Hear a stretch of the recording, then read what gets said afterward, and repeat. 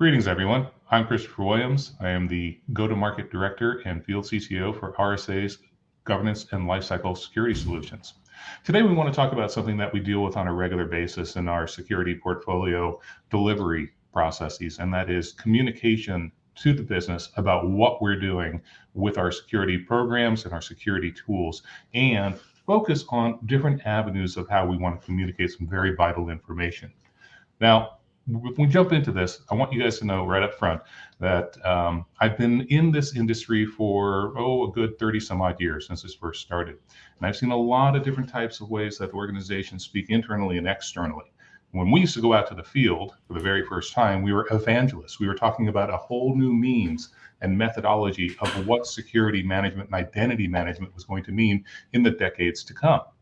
And so we focused on some very basic stuff. We introduced new topics, and at the same time, we talked about something that people could relate to on a regular basis, and that was the risks and the costs of not having a strong portfolio and a strong set of programs that we could actually communicate back to the business to justify the spend on the technology, right? And it came to pass that over time, even though what we were talking about was very valid and very important, and there were lots, hundreds and thousands of different examples of what could happen if you didn't think things correctly, we found out that, over a period of time, this is something that is human nature. We become adapted to it, right? We begin to let these statistics roll over us time after time.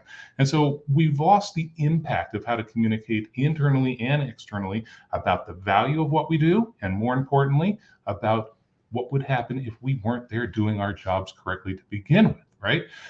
But things have changed. And since we've all adapted to this and we've become acclimated to what we think are current threats, right, or what we call in the vendor industry, fear, uncertainty, and doubt, we knew that we had to express things in a different means.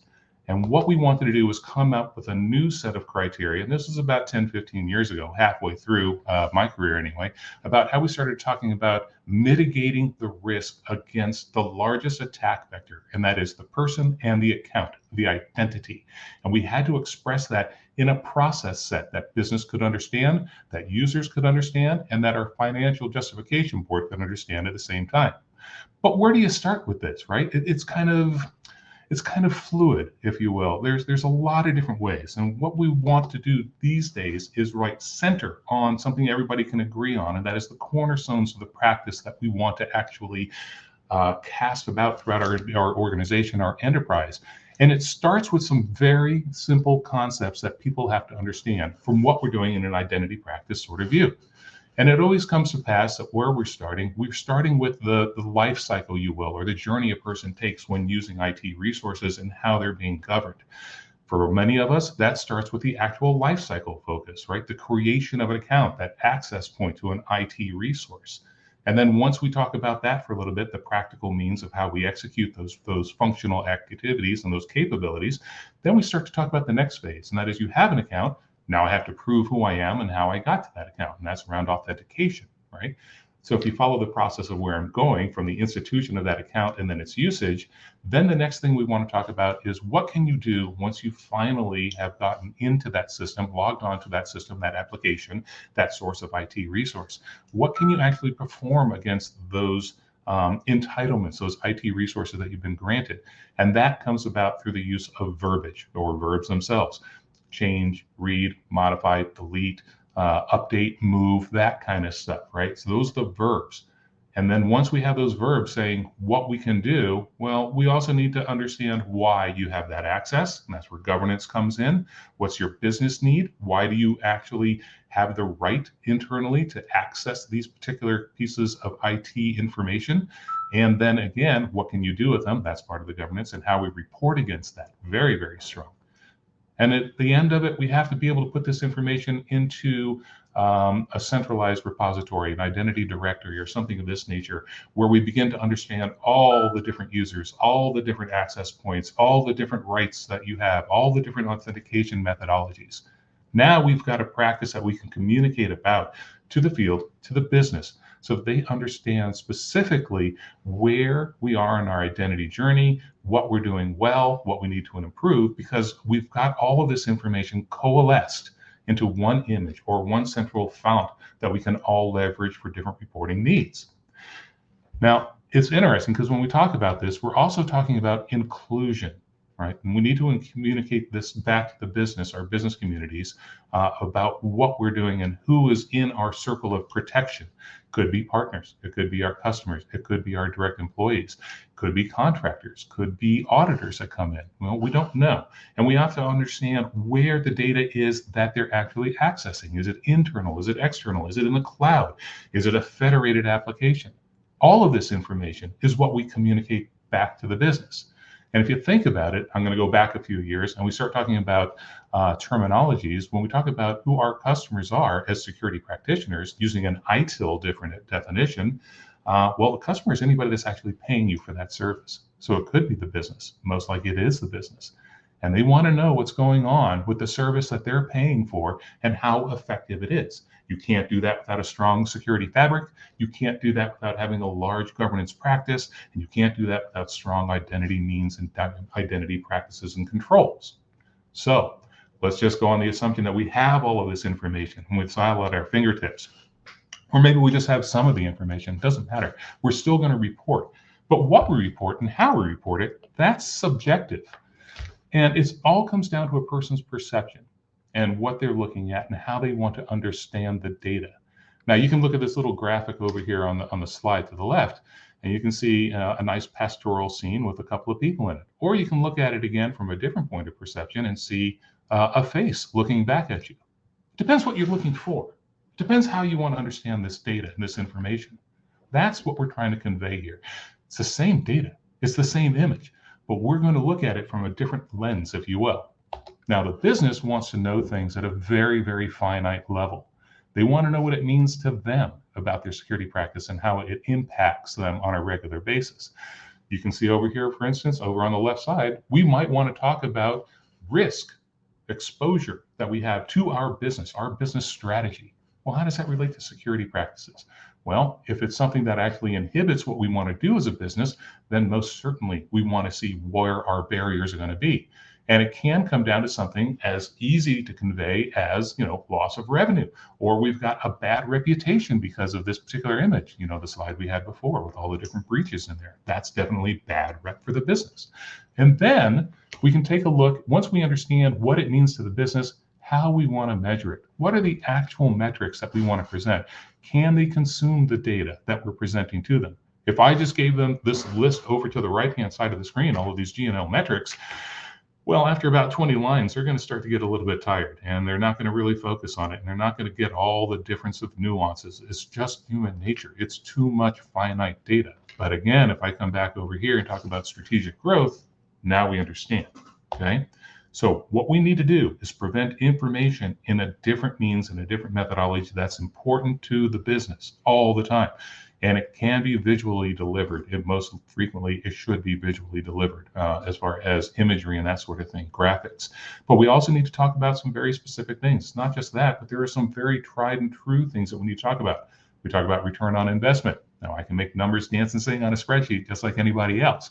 But if we keep it credible, if we keep it realistic, if we keep it to something that we know is attainable goals, then I can talk about what ROI means in the productivity world of our particular business constituents. Am I actually making it easier to do approvals? Am I making it easier to do change requests? Am I making it easier for us to remediate breaches? Things of this nature, right? Which we can look at in a lot of different ways and go, yeah, it works, it doesn't when we normally report. But again, if we make it something that the business can consume that's based on that previous spreadsheet of metrics, now I can express things in a very visual, very potent, very dynamic means. Now, again, this isn't static stuff that we want to present. We want drill down capabilities. We want actionable results at the back end of the data that we're giving the business. We want them to know that what they're seeing is something that they can affect and have change against. We're empowering them through the use of visual tools to better communicate our security portfolio capabilities and their responsiveness and their dedication to making sure that our business grows and our business is sound. Because let's face it, if we don't have the business, why do we have the security practice, right? It all comes back to that. We need to protect our business. So we want to protect this in a very fluid way. At the same time, we want to be able to talk about things that matter to us in the security world, right? I'm going to use a quote here from John Lennon. And it's a little different, but I'm going to kind of change it up a little bit. And that was his quote that he says, "I don't believe in Beatles, I just believe in me." Well, at the same time, security practitioners and business communities, they not believe completely in regulatory acts, right? But they do believe in controls. And at that point, we know that we can look at what a control is and how effective it is.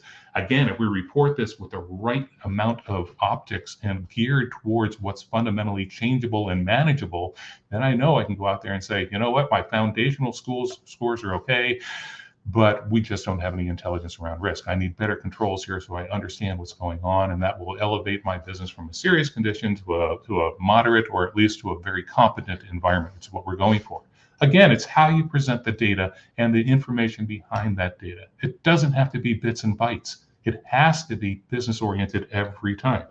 And if we do that correctly, then we know that we're going to help our users reduce their risks more quickly. We're going to actually decrease the cost of our total IT spend by doing data IT consolidation, right? Fewer tools, better examples of how to actually leverage information, cuts down on the amount of time I spend searching for information as a business user. It's all positive experience stuff. And that's the thing that we need to express as well. It's not just the practice, it's how usable that practice is.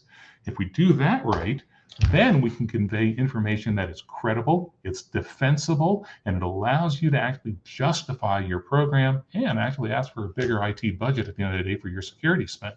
As long as you can relate it back to true positional information, not just the fear, uncertainty, and doubt stuff, right? You've got to base it in reality. If you get this done, you've got good optics, you've got a great interface, you've got a way of expressing what's important to the company, you have a means of relating that back to your finite controls and how they actually appease not just the regulatory world, but your business objectives, then you've got an opportunity to really do things great. Now, I'm going to leave you with a couple of things here. Get it simple, right? Professor Deming, he had it right years and years and years ago. It's a simple way. You want to be able to just put in a program where no matter what you're doing, you're using your data to help you execute it, to examine it, to modify it, and then to perfect it, right? It's a nice little Deming cycle process. Think about that in everything you do, and I swear that your practice will increase in capabilities and sponsorship over years. You also want to make sure that your KPIs, your key performance indicators, align with your business needs, right? It might be uptime, it might be availability, it might be that you are in the defense world and you want that zero penetration factor. Everything is closed off and everything's perfected. Well, get your KPIs to align with that. And you need your fabric of security processes and controls to be expansive across the enterprise, like we saw in the beginning part of this presentation. The last thing, make it simple, make it easy, make it consumable. You do these couple of things, and you're going to find out that your business community is on board and that your practice is going to flourish. I thank you so much for spending these few minutes with me, and I wish you the greatest success in your security practices down the road. Thanks so much.